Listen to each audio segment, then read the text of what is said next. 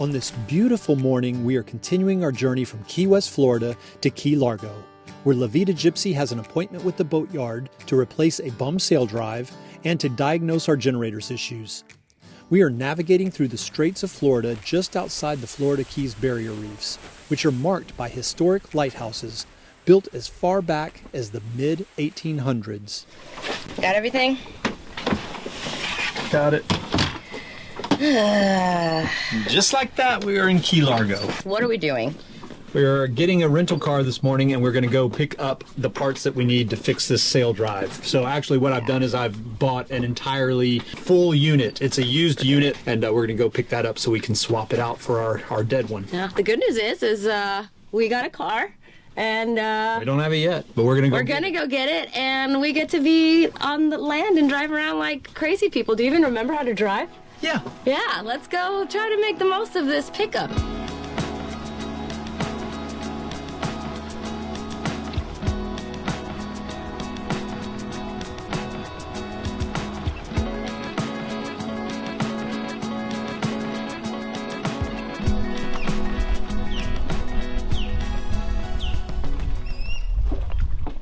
Oy.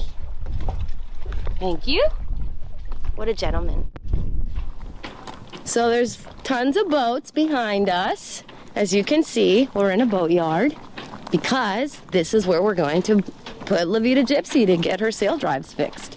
Yeah, back in the boatyard. Yeah, you're not happy about. Well, none of us are happy about this, but hopefully we won't be here too long. But yeah. We have it scheduled to haul out in a couple of days. Today we're going to go gather all our parts and pieces and be ready. Be ready for when they call us.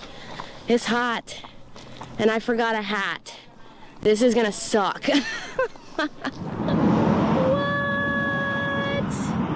This is our set of wheels? Yeah, it's not that fancy, but we actually got upgraded to a SUV instead of a compact because they didn't have a compact available, so we'll take it. First world. Wow! Turn on the AC, Capitan. Let's ride. Keep going. 1950. It's down there, I think. We spared you guys the hour and a half drive. Nothing exciting there. But we are now trying to find this place. Kurt is taking me to some strange back alley warehouse looking thing. So I hope this is the right place. Otherwise, I love you, Mom. Oops.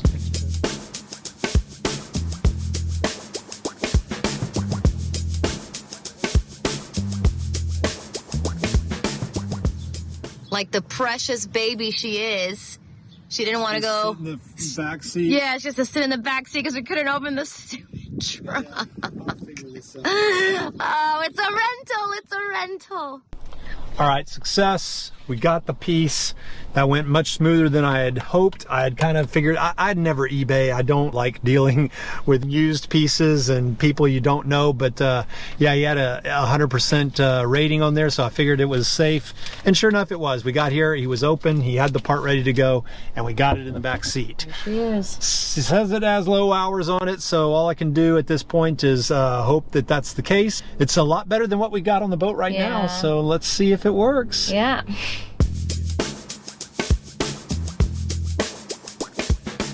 This place is popping. Like the place to be on a Saturday. We've got a car, guys. So what do cruisers do when they have a lot of space? They provision. They provision because we don't have to pay Ubers or taxis or walk thousands of miles in heat with our groceries. So there is a Costco here and we're gonna take advantage of it and stock up.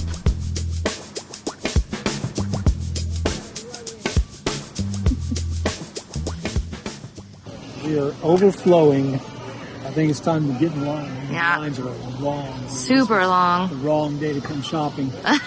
I think what's also going to be super long is the receipt. I don't know. No, you don't think so? Well, I mean, we may have spent some money, but we don't have that many items. Well, we don't have that many monies. They're bulky. Yeah, it's pretty bulky. Well, we're poor now. That was $447. I hope it's worth it. We've been told 1,000 times that there are some things in the Bahamas that are an arm and a leg, things that you'd never imagine would cost so much money. And that's what we came here to get today, those things. But it is our first time going to the Bahamas, so we are literally taking the word of our fellow cruisers and hoping that these $447 were $447 well spent. It's there. It's back on the boat. It took us all day, all night. The sun is going down. Look at all the but we made it. We got a load. We did some damage. We did a bit of damage to our shopping list that we're using to get ready for Bahamas and just to keep us alive for the next week and a half while we're here in Florida. Today's a big day, guys. A very big day. Why is it a big day? Well, because today is the day that we are going to haul out Vida Gypsea and get our Saildrive replaced. This beautiful piece of machinery that you see behind me has been causing us a lot of stress lately. And we've got a good window with not so bad winds. There is a very, very narrow channel that you have to go through in order to get your boat into the slip where they pick up your boat. And not only is this channel narrow, it is also very, very shallow. You can see on Google Maps the cut that was made, and underwater is not sand, it is rock, straight rock. I think it's called like the rock channel or the rock cut or rocky something. It should be called butt puckering channel, because that's exactly what we're going to be doing this entire time. So it's going to be specifically and especially harder for us because we don't have a starboard engine. So maneuvering is going to be a nightmare to get in there. But we have high spirits. I trust my captain. I can only do so much on my end to kind of help guide him, and then I'm going to throw the rope to the people on the dock, and then it's Jesus take the wheel. So you're not going to get that much in-depth footage while this is happening. I'll try my best to get as much as I can, but just know deep down inside, both of us want to throw up throughout this entire process. So fingers crossed.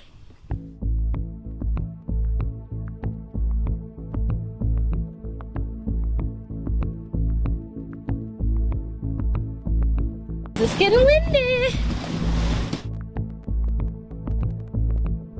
To make things even a little more complicated, we cannot enter the channel until another catamaran leaves. This thing is so shallow that you can only get in and out when it's directly high tide, and there's a catamaran in there that needs to get out before I can get in. So I'm just sitting here waiting for him to move and get his butt out of my way so I can get in there, and it's making me really nervous. Yeah, high tide is at 1. High tide is right now. Right now. He is not moving yet. It's 12:51, so if he doesn't move in the next couple of minutes, then we literally miss our window and have to try again the next day to do this. So no problems, no problems.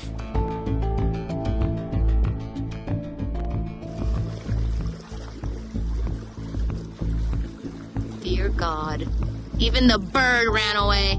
Even the bird was like, you guys are nuts. I approached the concrete pier with limited maneuverability and limited visibility, as my engine controls are on the starboard helm opposite of the pier. I had expensive boats to my right that I wanted to avoid, and in doing so, I misjudged the effect of the wind pushing me to port and into danger. So at the last second, I had to bail out and rethink my strategy. We don't have maneuverability on the boat. I was quickly getting stuck with 2 feet of water depth in front of me and boats behind me. So I instructed Linda to forget about the port side and to instead toss the starboard line. Yeah, if you can stay on that post, we're going to have to try to pull you. Let me see that line.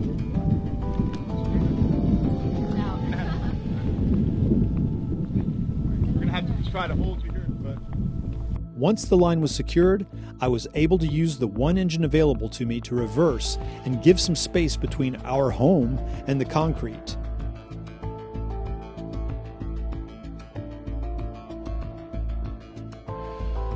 With just enough space between my stern and the boats behind me, we could pivot to the dock safely.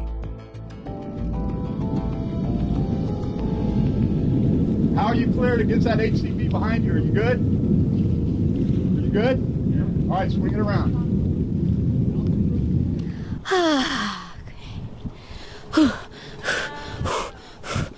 the way I wanted it to. That we did okay. We came in, we had the catamaran coming in. The guy who I guess manages the lift, I don't know, he saw us come in. Of course, they're like, come on, you idiots, reverse, do this, do that. And we're like, guys, we literally can't do anything. We are sitting ducks. And they're like, oh, oops, throw the ropes. And then we're in. We're in, and now we're waiting for that boat to leave. And then it's our turn to get into the lift. Okay, we are now being staged to get hauled out of the water. They are changing the straps on the lift, and then they're gonna haul us out, but this thing is tight. Guys, we've got a wide catamaran. It's wider than most at just over 25 feet wide, and it becomes a problem a lot of the times because, you know, if we wanna get hauled out, or if we need to be hauled out in this case, there's very limited places it can haul us. In this case, I'm up against the concrete here. I am up against my fenders on the concrete, and on this other side, you will notice that I have maybe a foot and a half of clearance over here on the other side before my fenders are up against that concrete wall. And this is the widest lift that we could find anywhere in the area. So we were lucky to find it, but that's something to consider when you're shopping for your boat is make sure you get something that you can lift up out of the water when you need to. This is difficult to find a place, and even when we do find a place, and it ends up costing more money because, you know, it's a premium to get these wide lifts. So something to think about when you're shopping for your boat.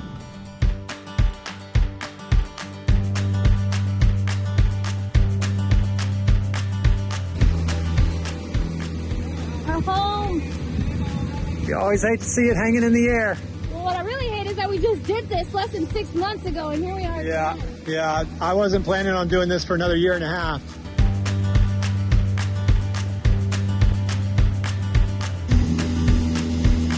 Ouch, she's swinging. I don't like that. That guy's running. I really don't like that. It is low tide right now, and boat is up, but we wanted to show you guys that we are not exaggerating on the dangers of coming in through this supposed channel of doom. I mean, It's a channel, but it is shallow. you gotta look at this. Hold on, let me turn this camera over. Rocks. It's all dry. You can see, like, we'll get a little closer, but you got the red markers and the green markers, and there's just like a tiny little strip of like.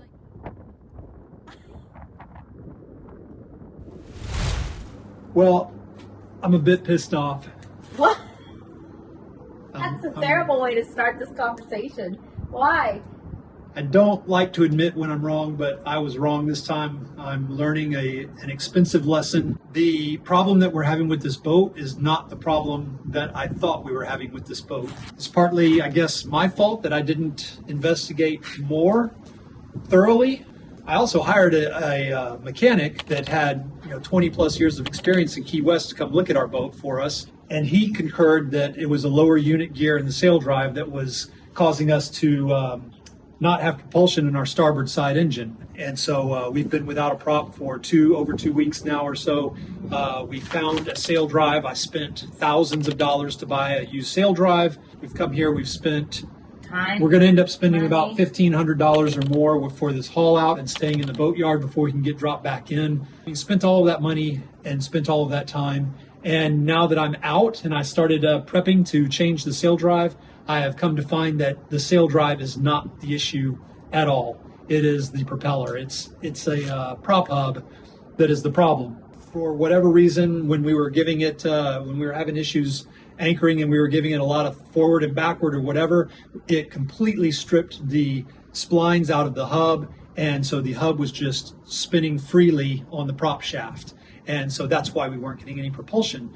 The Saildrive is working properly, it seems. I'm going to test it again tomorrow, but it seems like it's working properly. It's going into gear, it's spinning the prop shaft, but the propeller wasn't spinning because all the splines are gone. They're missing. For all you non-boat people, the splines is kind of like the little grips that are inside. And we'll show you guys here in a second. The prop, is like a cylinder inside.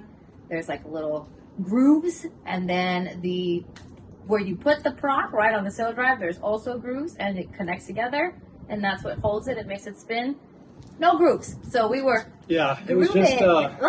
It was spinning freely. Spinning freely, that's a better word. So the issue is now I don't have a propeller hub, so I can't fix. I have a Saildrive. I don't have a propeller hub. So now I have to source a propeller hub, get it here as quickly as possible so I can put that on. But the issue was that I could have done that change underwater. I did not have to haul out. I could have saved myself $1,500 from hauling out by doing that underwater had I known that that was the issue. I could have also saved myself $2,000 by not buying a used Saildrive that now I don't need. We got it as a spare, and we may keep it as a spare, or maybe I'll turn around and sell it to somebody else. But I don't know. I'm just really irritated right now, but lesson learned. Next time I need to do more investigative work before I come up with a diagnosis on my issue.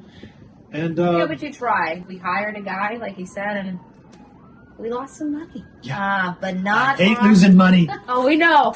All right, today I'm licking my wounds and coming up with some new strategies. We did not have a problem with our Saildrive. We had a problem with the prop.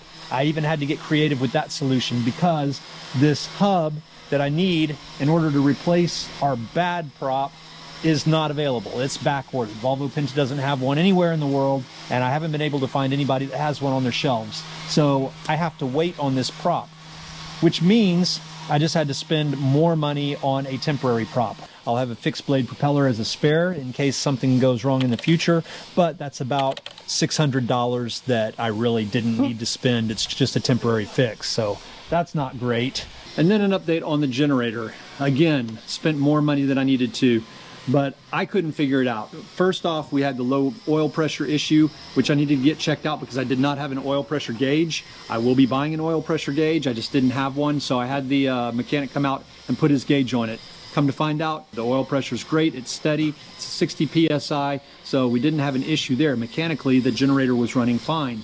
So now we've got an electrical issue, and it took the mechanic, I don't know what, 3 or 4 hours. Too long. 3 or 4 hours to isolate what the issue was. Too many It ended beers. up being one little tiny, probably $20 DC breaker that was shorted out, and it kept sending a little voltage surge to the relays, which were popping and turning off the engine.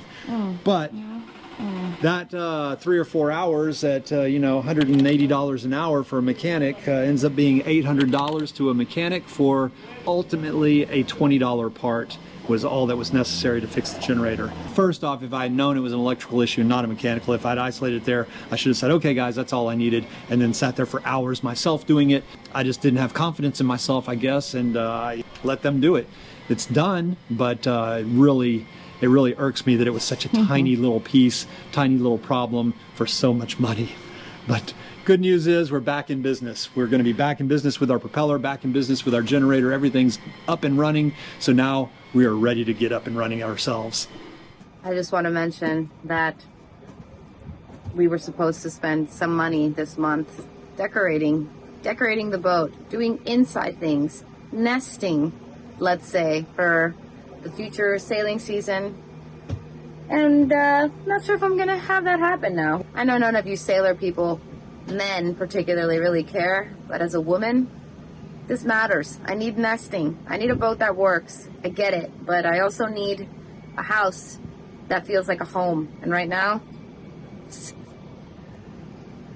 this is gross. I'm not happy. I wasn't happy either, as I wasn't done making costly mistakes. As soon as my $600 temporary propeller arrived, I found a boatyard neighbor with the exact used folding prop hub I needed. So I shelled out more money and stowed away our now unnecessary fixed propeller.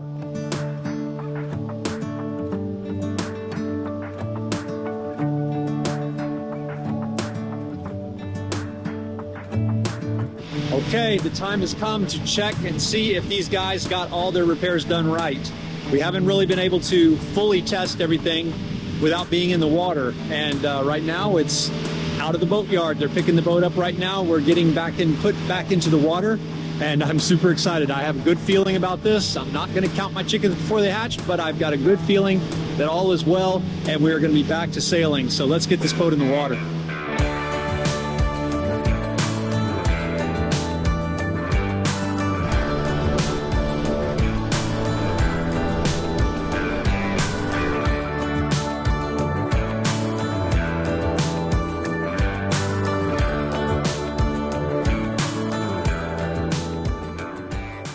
right, the aftermath of the boatyard. We got lines and fenders everywhere. We've got boatyard dust. But we're free. All over the boat. So it's time to get the boat cleaned up. Time to put the lines and the fenders away. And we get to move. Yeah. It feels so good to smell the air and not fiberglass and paint. Yeah. So I think there were some lessons learned with this this boatyard trip. I think that I need to be more patient when things go wrong and realize that it's not the end of the world. Take my time, and that might end up saving me some money. In this case, we had really freaked out because when we lost propulsion in one of our engines, then everything, all the worst scenarios came up in our mind. I think we just overreacted, and we could have taken our time. We could have looked at things a little more thoroughly, and might have been able to diagnose the problem, the true problem, rather than jumping in the boat, sailing all the way over here and getting hauled out. So we're going to move on to greener pastures now, bluer waters. So let's get out of here. Bahamas? Maybe. We'll see ya.